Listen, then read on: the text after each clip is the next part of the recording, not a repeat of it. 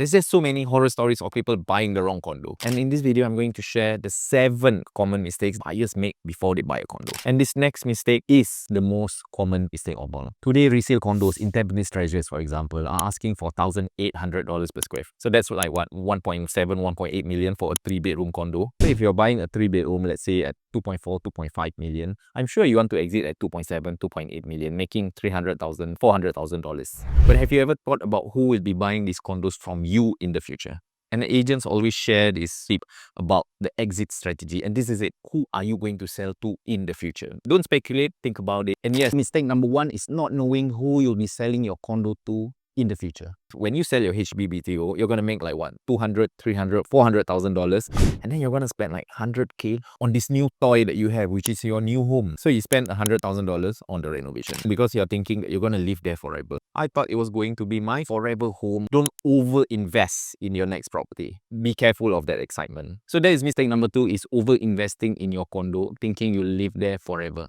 So 70% of the people who approach me to buy or to upgrade to a condo do not have any idea what their budget is, what's the minimum deposit that they need to have, and these are just basic calculations, right? In fact, I'm just going to give you a crash course right now. So for example, if you're thinking about buying a $1 million condo, 5% must be in cash, and that is $50,000. It can come from the cash proceeds from your HDB flat if you're selling one. It can come from your CPF or cash if you're rich. So that's 25% deposit. So what about the rest? So in this case, it's $750,000. You can get a bank loan for it. But that's not all. There's going to be stamp duties, there's going to be maintenance fees. I'm not asking you to know all these things, right? But at least know the basic calculations. I'm going to share with you the true cost of condo ownership here before I go to the next stage. Just watch this first. And mistake number 3 is you avoiding the maths. I think 90% of you will make this mistake. I think easily 90%. So before you started your upgrading plans, you spoke, husband and wife, hey, you know what, let's go to a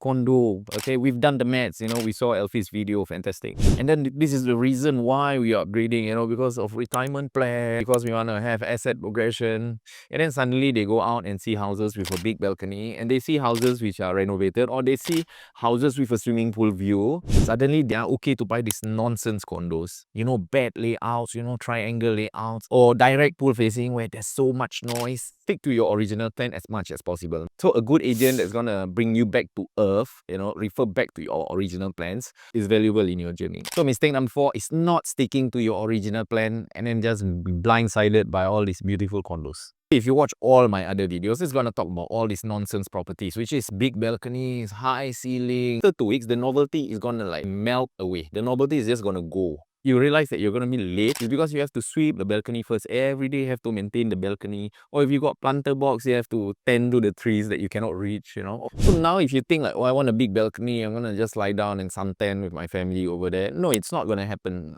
It's nice to live for 2 weeks for a holiday, So these are all weird novelty Airbnb type of condos. It's not practical day to day, and the demand for this type of properties, because now condo buyers are getting smarter and smarter. They know which is usable space. Just avoid these properties, okay? Avoid this novelty type of properties. Buy something almost cookie cutter, right? There's a reason why it's cookie cutter, because there's demand. And so that brings us to mistake number 5, which is buying nonsense Airbnb style condos.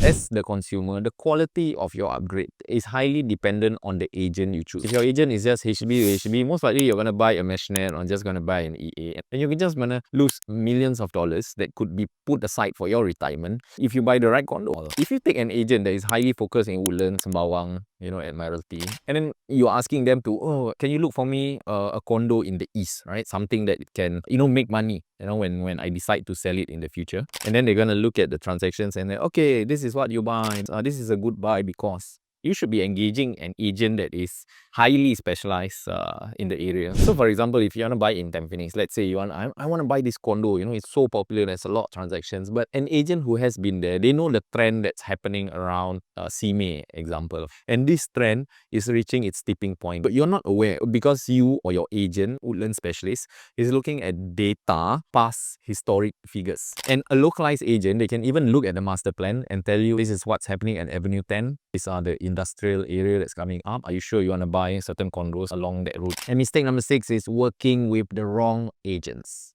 Okay, now we are going into our last and final mistake, and it's a mistake that is recently happening in Tampines and Pasir Ris, and a lot of people will be blindsided by this. If you go to YouTube nowadays, you'll just see, if you type in Tampines, for example, you'll see the latest new launches being marketed by all these agents. There's this hype to it, right? You see all the buses, this integrated condo that is so fantastic. It's fantastic depending on the entry price, and agents keep saying that all new launches make money, and then they forget in Tampines there are new launches that have lost money. Okay, they only made money recently. And when you are FOMO, you tend to make hasty decisions. So, you know, there are so many stories that I have about people like a family of 6 buying a 2-bedder condo, single man who thought that he was not going to get married, and he bought a 1-bedder, and now he's stuck with his condo because he can't go back to a HDB flat. And mistake number 7 is don't get caught in FOMO, fear of missing out. Unfortunately, most of you will still make all the mistakes. The condo market, especially in Pasir Ris and Tampines, it is like a minefield, right? It's full of mines. You step one time, boom, you know, all your plans, all your CPF will be gone, all your cash. So that's why if you're thinking about doing your own